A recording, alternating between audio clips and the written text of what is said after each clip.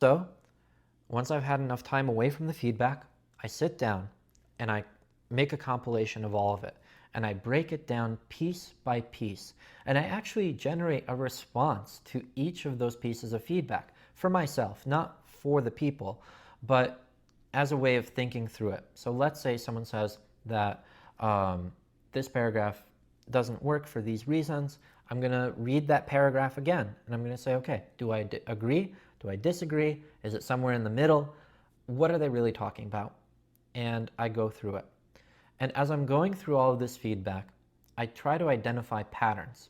For example, one of the things that I've noticed in my own dissertation, having now completed a number of chapters for it, is I tend to assume that the reader knows more about a certain aspect of the topic more than I should.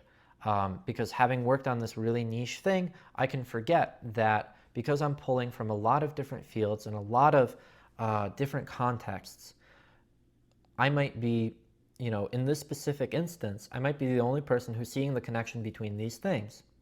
And so I need to make that connection clear to people who are in pocket A, in pocket B, in pocket C. I need to bring it together into one kind of narrative. And so for me, historical contextualization is something that I really need to work on for this dissertation. I need to build out those kinds of things and explain the cultural significance of certain phenomena. So I recognize that because I noticed in chapter 3 and in chapter 4, I got a very similar comments from one of my readers whom I deeply, deeply respect and admire. And so they said, this needs more contextualization. And I saw that a few times and I realized, oh, this is a skill thing. This is something that doesn't just apply to this chapter, but something I really need to be thinking about whenever I'm writing.